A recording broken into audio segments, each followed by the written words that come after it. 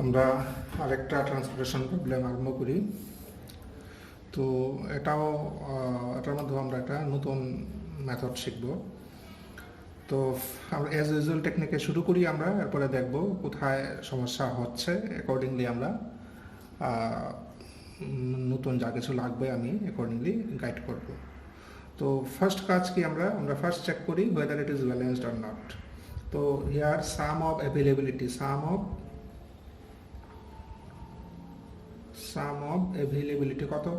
আচ্ছা, এই প্রবলেমটা দেখো, তোমাদের 250 নাম্বার পেজে বইয়ের 14 নাম্বার প্রবলেম। আচ্ছা, সাম অফ অ্যাভেলেবিলিটি কত? 10 প্লাস 13 প্লাস 12, এর মানে 35। অ্যান্ড সাম অফ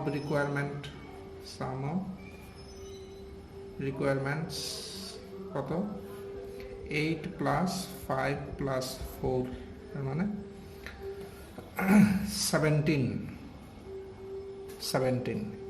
কাজেই দেখো, অ্যাভেলেবিলিটির সাম অ্যান্ড রিকোয়ারমেন্টের সাম সমান না। আগে যে প্রবলেমগুলো আমরা করেছিলাম এগুলোতে সমান ছিল, some of availability and some of requirement ছিল সমান, যে কারণে প্রবলেমগুলো আমরা দেখেছিলাম এগুলো ছিল কি ব্যালেন্সড টাইপের প্রবলেম। এখনের প্রবলেমটা হলো it is an unbalanced transportation problem. তো এই আনব্যালেন্স টাইপের ট্রান্সপোর্টেশন প্রবলেম কীভাবে সলভ করে এটাই আমরা এখানে শিখব। তো এখন দেখি কোনটা ছোট। দেখো, রিকোয়ারমেন্ট আর অ্যাভেলেবিলিটির মধ্যে দেখো রিকোয়ারমেন্টটার সামটা ছোট। কতটুকু ছোট? ডিফারেন্সটা কত? ডিফারেন্সটা হলো 35 মাইনাস 17 মানে 18। ডিফারেন্সটা হলো আমাদের 18 ডিফারেন্স আছে। আচ্ছা, কোন দিকে 18 কম? রিকোয়ারমেন্টের দিকে 18 কম আছে। তার জন্য আমরা করব কি, এটাকে আমরা ব্যালেন্সড বানাতে হবে। ব্যালেন্সড মানে না বানিয়ে আমরা অঙ্কটা করতে পারবো না। ব্যালেন্সড কীভাবে বানাবো? আমরা রিকোয়ারমেন্ট যেদিকে লেখা আছে এদিকে আমরা 18 আরও যোগ করব। তাহলে টোটাল রিকোয়ারমেন্ট হবে 35, অ্যাভেলেবিলিটি 35 আছে, তখন এটা ব্যালেন্সড হবে। তো আমরা রিকোয়ারমেন্টের দিকে 18 যোগ করি। কীভাবে যোগ করব দেখো, আমরা এর জন্য একটা টেবিল 1 নাম দিই।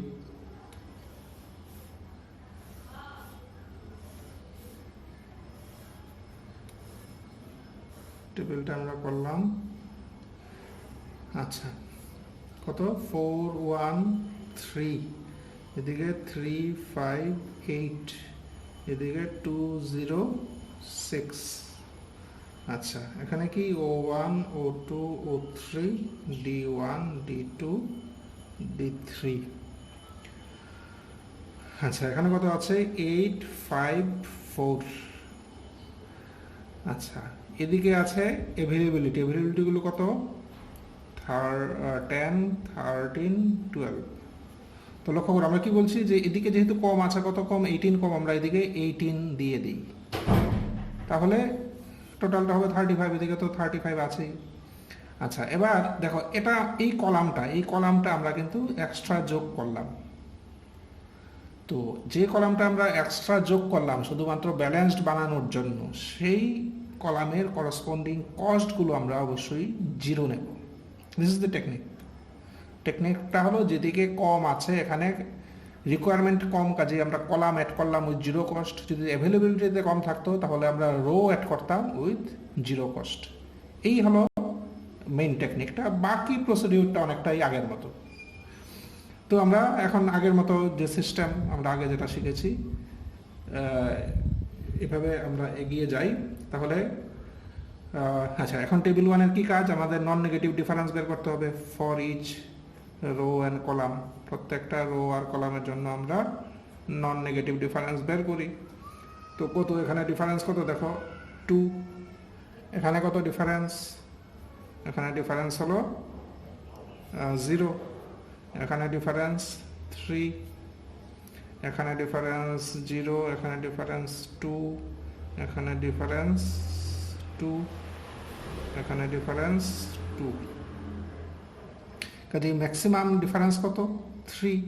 এবার 3 যে সেলে আছে এখানে মিনিমাম কোনটা? 0। কাজে এখানে আমরা কত দেব? 12। আর এর মধ্যে ছোট হলো 12, আমরা 12 দিয়ে দিলাম। এখান থেকে 12 চলে গেল 0, আর এটা হয়ে গেল 6। টেবিল 1-এর কাজ শেষ। আমরা যাই টেবিল 2-তে টেবিল 2-তে কি করি আমরা? টেবিল 2-তে দেখো, তাহলে আমাদের এই রোটা আর থাকবে না। এই রোটা যেহেতু পুরো অ্যাভেলেবিলিটি শেষ, এই রোটা থাকবে না আমাদের। তাহলে দুটো রো,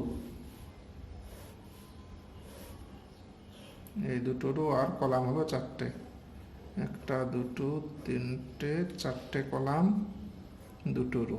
আচ্ছা, এখানে D4 নামটা দিয়ে দিই, D4 D1 D2 D3 D4, এখানে কত O1 O2, ঠিক আছে। আচ্ছা, তো আমরা কস্টগুলো লিখি। কত?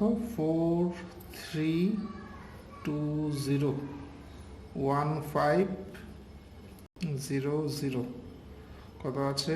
8 5 4 6, এদিকে আছে 10 13। তো আবারও একই মেথড, নন নেগেটিভ ডিফারেন্স বের করি। 2, নন নেগেটিভ ডিফারেন্স 0 0 2 2 3, ম্যাক্সিমাম হলো এটা। তো এখানে মিনিমাম কোনটা আছে? 1, 1-এ কত দেব? 8 আর 13, 8 দিয়ে দিই, তাহলে 8 চলে গেল, এটা হয়ে গেল 5। যাই টেবিল 3-তে, এগুলো সব তোমাদের জানা। তাহলে এবার থাকবে না, কোনটা থাকবে না? এবার যেহেতু এটা পুরো চলে গেল, D1 থাকবে না, মানে D2 D3 D4 D2 D3 D4, এদিকে O1 O2। আচ্ছা, তাহলে 3 5 2 0 0 0, এই চলে গেল। D2-তে আছে 5 4 6, এদিকে আছে 10 আর 5। বের করো non negative difference. Non negative difference maximum কোনটা? 2, অনেকগুলো 2 আছে, কোনটা নেব? দেখি কস্ট কোথায় ছোট হবে। ধরো এই 2টা যদি নেই, কস্ট হবে 0। এই 2টা নিলে এখানেও কস্ট 0, এই 2টা নিলে কিন্তু কস্ট বেশি হবে। কাজে আমরা এই দুটোর মধ্যে একটা নিতে পারি, যে কোনো একটা নাও। ধরো এটা যদি নেই, তাহলে এখানে আমরা কত দেব? এখানে দেব 4 আর 5, মানে 4 দেব, তাহলে এটা চলে গেল, 5টা হয়ে যাবে 1। যাই টেবিল 4-এ, টেবিল 4-এ গিয়ে আমরা এখন কি হবে? এখন দেখো মধ্যে মানে D3টা এখন আর নেই, তাহলে আমরা D3টা বাদ দিই। আমরা লিখব D2 and D4, D2 R D4 লিখবো, এদিকে O1 আর O2। আচ্ছা, কি থাকবে? 3 5 D4-এ আছে। D4-এ কি আছে? D4-এ আছে 0 0। আচ্ছা, 3 5-এ এখানে D2-তে 5, এদিকে আছে 6, এদিকে আছে 10, এদিকে আছে 1। আচ্ছা, বের করি ডিফারেন্স। 3 5 0 2,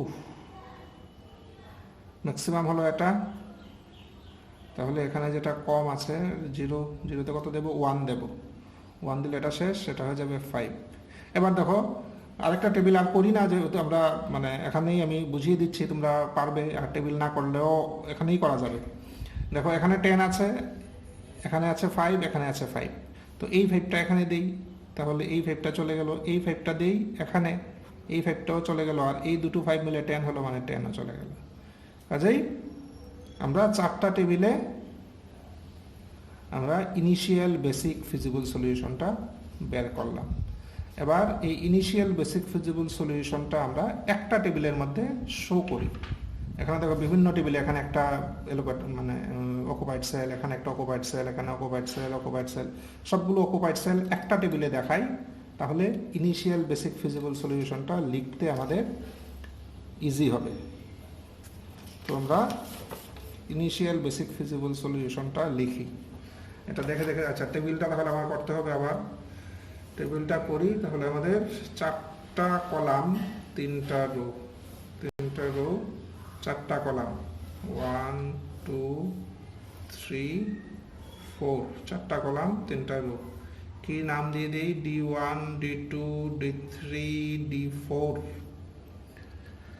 এদিকে দিয়ে দিলাম O1 O2 O3, কত এলো 413। আচ্ছা কসগুলো লিখে নেই 413, এদিকে 358, এদিকে 206, এখানে 000। আচ্ছা এবার দেখো টেবিল 1 থেকে এখানে আছে 3 4 এ আছে 12, 3 4 এ তাহলে 12। টেবিল 2 তে থেকে দেখি 2 1 এ 8, 2 1 এ 8। আচ্ছা এখানে টেবিল 3 তে আছে কত 2 3 তে 4, 2 3 তে তাহলে 4। টেবিল 4 এ আছে 1 2 তে 5, 1 2 তে 5। 1 4 এ আছে 5, 1 4 এ আছে 5। আর 2 4 এ আছে 1, 2 4 এ আছে 1, 2 4 এ আছে 1। তাহলে সবগুলো অকুপাইড সেল আমরা একটা টেবিলে দেখালাম। তাহলে আমরা ইনিশিয়াল বেসিক ফিজিবল সলিউশনটা এখন লিখতে পারবো। therefore the initial basic feasible solution is কিভাবে লিখে x কত 1 2 equal to 5, x 1 2 equal to 5। আচ্ছা এখানে লক্ষ্য করো এটা কিন্তু এই জিরো কস সহ যে এই কলামটা, এটা কি এটা আমরা ইনসার্ট করেছি, এটা আমরা নিয়েছি আমাদের প্রবলেমটাকে ব্যালেন্স বানানোর জন্য, আমাদের কাজের সুবিধার জন্য এটা আমরা নিয়েছি। কাজেই ফাইনাল সলিউশনে তার যে এন্ট্রিগুলো, তার যে অকুপাইড সেলের এন্ট্রিগুলো ফাইনাল সলিউশনে এটা আমরা লিখব না। তো আপাতত ইনিশিয়াল বেসিক ফিজিবল সলিউশন আমরা সবগুলোই লিখছি। তো 1 2 তে কত 5, 1 4 এ কত 1 4 এ x 1 4 equal to 5, x 2 1 A 8, x 2 3 তে 4, x 2 4 এ x 2 4 এ কত 1, and x 3 4 এ কত আছে 12।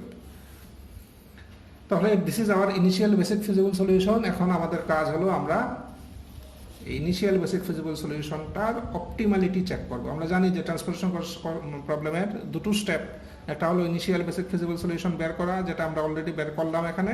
এবার তার অপটিমালিটি আমরা চেক করব। আচ্ছা অপটিমালিটি চেকে যাওয়ার আগে আমাদের কি কাজ, আমরা হলো নাম্বার অফ অকুপাইড সেল কত আমরা দেখব।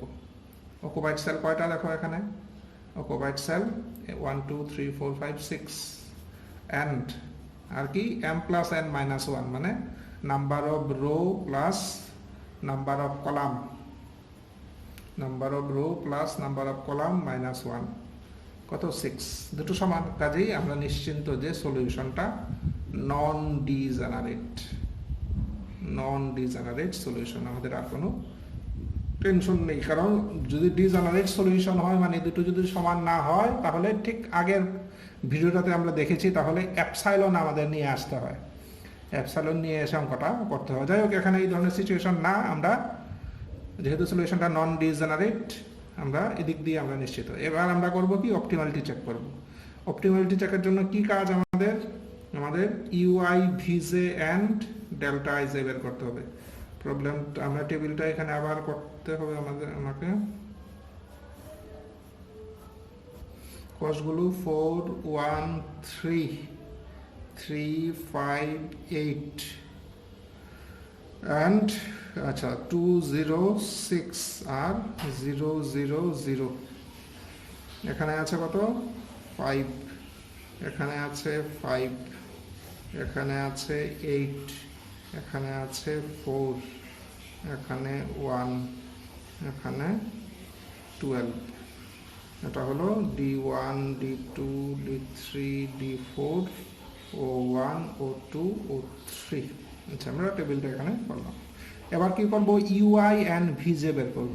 ইউআই এন্ড ভিজে কিভাবে বের করব দেখি। না ম্যাক্সিমাম অকুপাইড সেল কোথায় আছে, তিনটে আছে, এখানে এদিকেও আছে, যে কোনো একটাতে জিরো নিয়ে নাও। ধরো এটাকে যদি জিরো নেই তাহলে এটা হবে 0, এটা হবে 0, এটা হবে 0।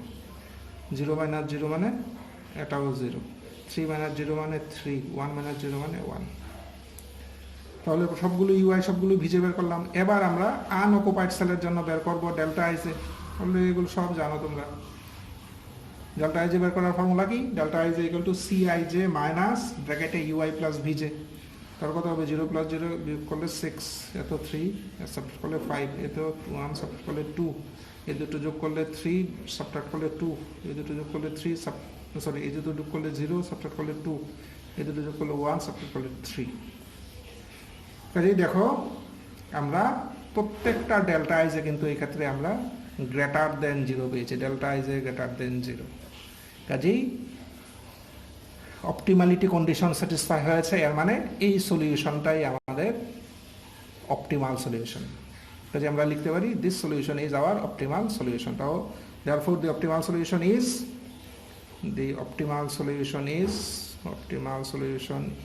কত কত x 1 2 equal to 5। দেখো যেটা বলেছিলাম এটা লেখার দরকার নেই, এখানে যা যা আছে লেখার দরকার নেই, কারণ এই কলামটা আমরা অ্যাড করেছি, এটা আমরা বাদ দিয়ে অন্যগুলো লিখবো। 1 2 লিখলাম, এটা লেখার দরকার নেই। 2 1 8, এরপরে এটা 2 3 x 2 3 হলো 4। আচ্ছা এটা লেখার দরকার নেই, এটাও লেখার দরকার নেই, তাই তো? সব লিখলাম তো, এখানে 3টা, এখানে 3টা। আচ্ছা, therefore the optimal solution is this, and minimum transportation cost কত হবে? minimum transportation cost 5 into 3 মানে 15 প্লাস, আর এখন তো এটা আসবে না, তো লিখবই না আমরা, বা যেমনি 0। 8 into 1 8 প্লাস 4 into 0 0 মানে 23। This is our minimum transportation cost and this is the optimal solution. তো এই প্রবলেমটা এখানেই শেষ। আমরা দেখলাম যে আনব্যালেন্সড ট্রান্সপোর্টেশন প্রবলেম কিভাবে সলভ করে। একই টেকনিক, জাস্ট যে দিকটাতে কম থাকে সেদিকটাতে আমরা একটা রো বা কলাম অ্যাকর্ডিং টু রিকোয়ারমেন্ট আমরা অ্যাড করি এবং তার এন্ট্রিটা কত নেব এটা আমরা এই দুটো ডিফারেন্স দিয়ে ডিসাইড করি। এরপরে যে টেকনিক আছে অ্যাজ ইউজুয়াল, এমন কোনো চেঞ্জ কিছু নেই। আমরা ট্রান্সপোর্টেশন প্রবলেমের যে ইউজুয়াল মেথড, এই মেথডেই এটাকে সলভ করলাম। তো প্রবলেমটা এখানে শেষ। জাস্ট একটা অবজারভেশন বলা উচিত, সেটা হলো প্রত্যেকটা ডেল্টা আইজে স্ট্রিক্টলি গ্রেটার দেন 0, এর মানে এই ট্রান্সপোর্টেশন প্রবলেমের একটাই solution. This is the only solution, এর বাইরে আর কোনো সলিউশন নেই।